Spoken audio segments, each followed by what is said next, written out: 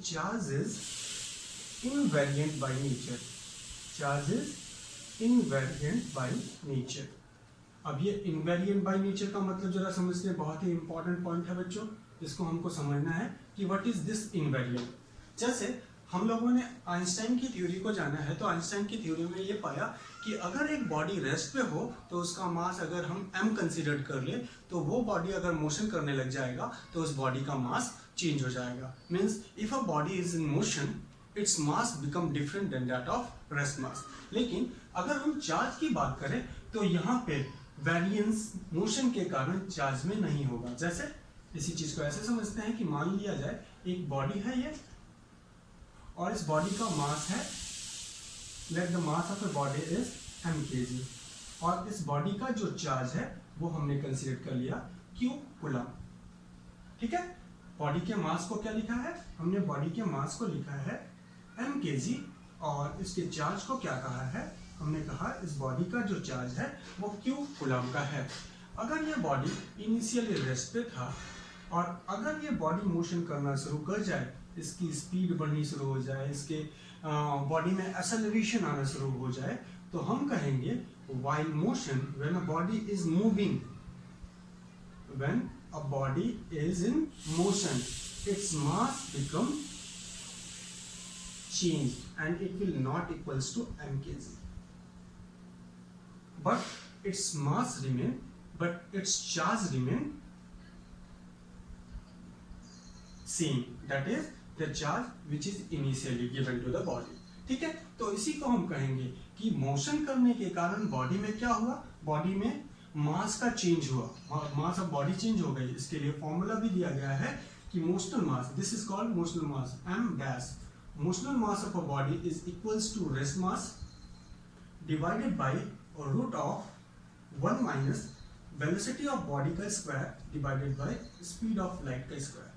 सो अगर एक body motion करती है तो मोशन करते समय उस बॉडी की पास जो वेलोसिटी होगी, उस वेलोसिटी को यहाँ हम सब्स्टिट्यूट कर दें इस फॉर्मूले में, और what is this c, it is the speed of light whose value is 3 into 10 raised to power, the value of c is 3 into 10 of power 8 meter per second, we all know about this। so c square, it is not the value of c square, it is the value of c, 3 into 10 raised to power 8 meter per second, this is the value of c, not c square। so अगर एक body motion कर रहा है तो उस body के पास कुछ ना कुछ वेलोसिटी होगी, और उस वेलोसिटी को यहाँ सब्स्टिट्यूट करें, c की वैल्यू सब्स्टिट्यूट करें, और इसका इनिशियल मास जो रेस्ट मास है उसको पुट करें, तो हमें उस बॉडी का मोशनल मास उस पर्टिकुलर वेलोसिटी पे मिल जाएगी। तो हम ये कहेंगे बॉडी का मास मोशन के साथ साथ वेरिएट होता है, बट चार्ज के साथ ऐसा नहीं है, it is invariant by nature. Means irrespective to motion, whether body is at rest और in motion, the charge of a body will remain constant, okay, but mass is not remain constant. ये हमारा 6 point था। There after हम अगले point को जानेंगे, और अगला पॉइंट है charge reside on the outer surface of the body. Charge reside, अगर हम एक बॉडी लेते हैं, let us consider this is body, और इस बॉडी के ऊपर हम चार्ज अगर देना शुरू करें तो हम ऑब्जर्व करेंगे the charge is distributed throughout its surface. Body के सरफेस पे सारे के सारे चार्जेस चले आएंगे। तो this process is called charging of a body in such a manner that charge reside on the outer surface of the body. इस तरह के हम लोग कई ऐसे एग्जांपल्स भी देख रखे हैं, जैसे जब भी बारिश के समय में लाइटनिंग होती है तो हमारे पेरेंट्स हमें प्रेफर करते हैं कि हम घर के अंदर चले आए। क्यों घर के अंदर चले आए, तो यहाँ पे यही charge reside on the outer surface of a body का कॉन्सेप्ट लगता है। जैसे अगर हम बाहर हैं तो घर के अगर बाहर रहने पे हम देखें तो हमारी बॉडी के ऊपर अगर चार्ज है तो लाइटनिंग के समय हो सकता है लाइटनिंग का इम्पैक्ट हमारी बॉडी पे आ जाए। लेकिन अगर हम उसी तरीके से हमारे ऊपर जो चार्ज है, जैसे ही हम बंद कमरे में आएंगे, बंद घर में आएंगे, हम देखेंगे क्या, जैसे ही क्लोज वॉल के अंदर हम आएंगे हमारी बॉडी का चार्ज कहाँ चला जाएगा, बिल्डिंग के ऊपर, जिसके कारण जब भी अगर लाइटनिंग का इम्पैक्ट हुआ तो बिल्डिंग के ऊपर होगा, हमारे ऊपर नहीं होगा। जिसका एग्जांपल भी हम देख सकते हैं charge reside on the outer surface. पहला एग्जांपल मैंने आपको बताया कि during lightning we prefer to leave inside our building. तो लिख लेते हैं एग्जांपल, प्रेफर करते हैं फॉर अ सेफ्टी पर्पस। ठीक है, समझ में आ रहा है। सेकंड एग्जांपल हम समझ है electric shielding. Electric shielding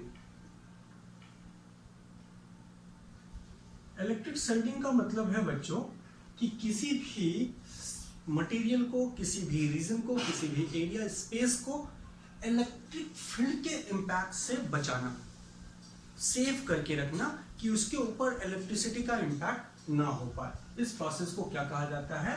electric shielding. The process, it is a process, it is. अब इस प्रोसेस को क्या कहा जाता है? इलेक्ट्रोस्टैटिक शील्डिंग या इलेक्ट्रिक शील्डिंग। जैसे मान लिया जाए कि हमें ये एक रीजन था, इस रीजन को इलेक्ट्रिक फील्ड से बचाना है। मान लेते हैं कि हमारे पास ये पूरा रीजन, एक हमने एरिया कंसीडर कर रखा है और ये पूरा एरिया हमारा इलेक्ट्रिक फील्ड से भरा हुआ है। यहाँ पे इलेक्ट्रिक का इम्पैक्ट हो रहा है इस रीजन में, बट हम चाहते हैं कि उनमें से ये रीजन इलेक्ट्रिक फील्ड से बचा रहे, इस रीजन में इलेक्ट्रिक फील्ड का इम्पैक्ट ना हो, इलेक्ट्रिसिटी का इम्पैक्ट ना हो। तो हम क्या करेंगे कि एक सरफेस लेके, एक हॉलो सरफेस लेके, उस हॉलो सरफेस को इसके इस रीजन के अंदर, ये एरिया के अंदर हम उसे रख देंगे। जैसे मान लिया जाए यहाँ पे एक रीजन है जिस रीजन में इलेक्ट्रिक का इम्पैक्ट है, ये सामने का रीजन हम इलेक्ट्रिक के इम्पैक्ट को देख रहे हैं, यहाँ से यहाँ तक इलेक्ट्रिक फील्ड है, लेकिन उसके बीच का रीजन हम चाहते हैं कि इलेक्ट्रिक फील्ड से फ्री हो जाए, इलेक्ट्रिक इम्पैक्ट से फ्री हो जाए। उसको क्या बनाना चाहते हैं? इलेक्ट्रिक शील्डिंग देना चाहते हैं, इलेक्ट्रोस्टैटिक शील्डिंग देना चाहते हैं। तो हम क्या करेंगे कि हम एक हॉलो सरफेस लेके उसके बीच में रख देंगे। तो क्या होगा? हॉलो सरफेस रखने के बाद हम क्या अभी पढ़े हैं कि charge decide on the outer surface of a body. तो ऐसे कंडीशन पे इस रीजन के अंदर लाई करने वाले सारे चार्ज कहाँ चले आएंगे? उस बॉडी के सरफेस पे, and that body is inside of the body is free from the impact of electric field या इलेक्ट्रिसिटी। सो इस रीजन को हम क्या कर लिए? प्रोटेक्ट कर लिए। किससे? इलेक्ट्रिक फील्ड से। इलेक्ट्रिक फील्ड की वैल्यू क्या हो गई? 0। So this process is considered to be electrostatic shielding. Next property हम पढ़ेंगे कि चार्ज डेंसिटी, चार्ज मिनिमम। अब इसको जरा समझते हैं। सबसे पहले तो ये समझना है हमें कि ये चार्ज डेंसिटी का मतलब क्या है। चार्ज डेंसिटी का मतलब है बच्चों कि चार्ज पर unit surface area divided by surface area. ठीक है? चार्ज डेंसिटी को हम कैसे लिख सकते हैं? Charge density is equals to charge magnitude of charge divided by surface area of the body. तो एक बॉडी की चार्ज की density means number of charge पर यूनिट एरिया उस जगह पे ज्यादा होंगे, वहां मैक्सिमम होंगे जहां उस बॉडी का रेडियस ऑफ कर्वेचर मिनिमम होगा। जैसे मान लेते हैं हमने एक बॉडी कंसीडर करी, late us consider the body of type this is type of body, ये शेप है बॉडी का। ठीक है? अब अगर हम इसके ऊपर चार्ज डिस्ट्रीब्यूट करना शुरू करें तो हम देखेंगे कि यहाँ पे चार्ज की पर unit area means number of electrons किसी यूनिट एरिया में जो होंगे वो यहाँ पे, क्योंकि यहाँ पे शार्पनेस है सो रेडियस ऑफ कर्वेचर कम है, तो इस जगह पे नंबर ऑफ चार्ज पर यूनिट एरिया जो ज्यादा होंगे।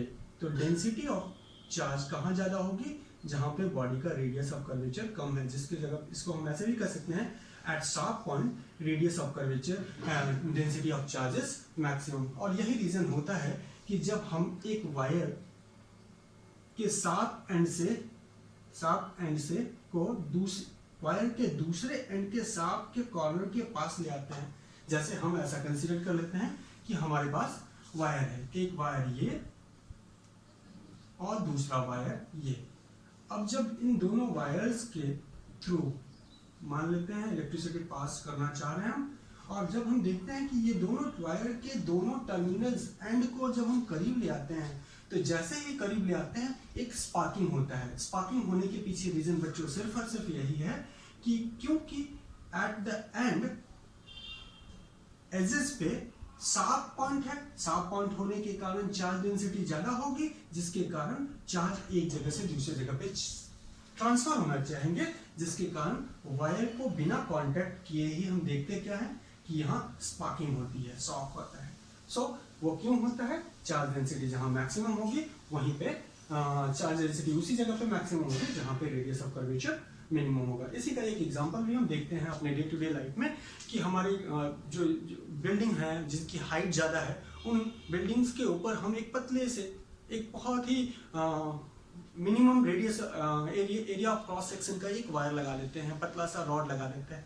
वो ऐसा इसलिए करते हैं कि अगर बिल्डिंग के ऊपर चार्ज आएगा तो वो सारा का सारा चार्ज कहाँ चला जाएगा, क्योंकि रेडियस ऑफ कर्वेचर 7 पॉइंट पे, जैसे ये बिल्डिंग हमने कंसीडर किया और इस बिल्डिंग के ऊपर हमने एक रॉड यहाँ लगा दिया, तो अब देखेंगे कि जैसे ऐसे बड़ी बड़ी बिल्डिंगों पे चिमनीज पे आप लगे हुए देखते होंगे, तो जब इस बॉडी के ऊपर चार्ज आएगा, इस सरफेस के ऊपर चार्ज आएगा, तो इस जगह पे रेडियस ऑफ कर्वेचर कम है, जिसके कारण सारे के सारे बॉडी के चार्ज कहाँ चले जाएंगे, इस रॉड पे, और उस रॉड को हम लोग उस बिल्डिंग के थ्रू, वॉल्स के थ्रू हम ग्राउंड कर देते हैं, जिसके कारण होता है क्या कि सारा का सारा इस बॉडी का चार्ज कहाँ चला जाएगा, इस रॉड पे, और रॉड के थ्रू ग्राउंड के अंदर। सो इस बॉडी का सारा चार्ज हम न्यूट्रल कर सकते हैं। ठीक है, क्लियर, समझ में आ रहा है? The charge density is maximum where radius of curvature is minimum. Okay, next point हम ये जानेंगे जो कि बहुत ही इंपॉर्टेंट पॉइंट है कि that is the last point of characteristic of charge, and the point number this is considered to be 9th point. अच्छे से समझना है हमें इस पॉइंट को कि अगर एक चार्ज, बॉडी चार्ज, एक बॉडी के ऊपर चार्ज है and the charge is at rest, अगर वो रेस्ट पे होता है, एक बॉडी के ऊपर क्या है, चार्ज, और वो चार्ज क्या है, रेस्ट पे, तो वो अपने आसपास, अपने सराउंडिंग में एक स्पेस क्रिएट करेगा, and that space is considered to be the effect of that charge. उस स्पेस में इस चार्ज का इफेक्ट होगा, और उस इफेक्ट को हम किसका नाम देते हैं, इलेक्ट्रिक फील्ड का। तो इस पॉइंट को बहुत अच्छे तरीके से आपको याद रखना होगा कि if charge is at rest, the region around the charge is affected by a phenomena, and that phenomena is called electric field. उस बॉडी जिसके ऊपर चार्ज और वो बॉडी रेस्ट पे हो, तो उसके आसपास, उसके चारों तरफ एक रीजन क्रिएट होगा, उस रीजन को हम क्या कहेंगे, इलेक्ट्रिक फील्ड, जिसको आगे हमें डिटेल में पढ़ना है। साथ में अगर वो चार्ज मोशन में रहता है, if charge is in motion, और उसका मोशन जो है वो यूनिफॉर्म है। यूनिफॉर्म होने का मतलब क्या हुआ बच्चों, यूनिफॉर्म होने का मतलब है कि उस बॉडी का एक्सेलरेशन क्या हो, 0 हो। तो एक बॉडी जो मोशन कर रहा हो और मोशन करने के दौरान उस बॉडी के ऊपर कुछ ना कुछ चार्ज है, तो हम कहेंगे कि वो बॉडी कैसा मोशन कर रहा है, यूनिफॉर्म मोशन कर रहा है। तो जब बॉडी यूनिफॉर्म मोशन करेगी तो उस बॉडी के चारों तरफ इलेक्ट्रिक फील्ड के साथ साथ मैग्नेटिक फील्ड भी क्रिएट हो जाएगा। मैग्नेटिक फील्ड भी होगा। बहुत इंपॉर्टेंट पॉइंट है कि if body is in uniform motion, the region around the body is under the action of electric field as well as magnetic field. अभी डिटेल में इलेक्ट्रिक फील्ड और मैग्नेटिक फील्ड को आगे की क्लास में हम लोग पढ़ेंगे। Last point, and if the charge is in motion, is at motion, और जो उसका मोशन है वो कैसा होना चाहिए, यूनिफॉर्म नहीं। अब चार्ज का मोशन कैसा होना चाहिए, नॉन यूनिफॉर्म। नॉन यूनिफॉर्म होने का मतलब क्या है, एक्सेलरेशन की वैल्यू 0 नहीं होनी चाहिए, पॉजिटिव या नेगेटिव। तो वो body electric field, magnetic field के साथ साथ एक और phenomena that is electromagnetic radiation भी एमिट करेगी। तो हम लिख सकते हैं उसको कि if body is moving and the motion of a body is non uniform, the body is, the area or the region of a body is subjected with electric field, magnetic field, and emission of and electromagnetic radiation. अभी इसको detail में हम आगे की class में पढ़ेंगे। Magnetic radiation, ठीक है। तो अगर आपसे बोला जाता है कि बॉडी के चारों तरफ इलेक्ट्रिक फील्ड और मैग्नेटिक फील्ड है, इसका मतलब बॉडी क्या है, चार्ज है उस बॉडी के ऊपर और वो बॉडी कैसा मोशन कर रही है, यूनिफॉर्म मोशन कर रही है। अगर वो बॉडी के चारों तरफ सिर्फ और सिर्फ इलेक्ट्रिक फील्ड है तो हम कहेंगे बॉडी के पास चार्ज है और वो बॉडी क्या है, रेस्ट है। तो these are the points related to the characteristic of charge. Next class में हम थोड़े से न्यूमेरिकल्स देखेंगे related to the characteristic of charges and thereafter इसके टॉपिक्स को हम जानेंगे, धीरे धीरे आएंगे, इलेक्ट्रिक फील्ड को पढ़ेंगे, इलेक्ट्रिक फील्ड के बाद हम मैग्नेटिक फील्ड को पढ़ेंगे और धीरे धीरे मैग्नेटिक फील्ड के बाद हम लोग इलेक्ट्रोमैग्नेटिक इंडक्शन और इलेक्ट्रोमैग्नेटिक रेडिएशन को पढ़ेंगे। ठीक है, थैंक यू।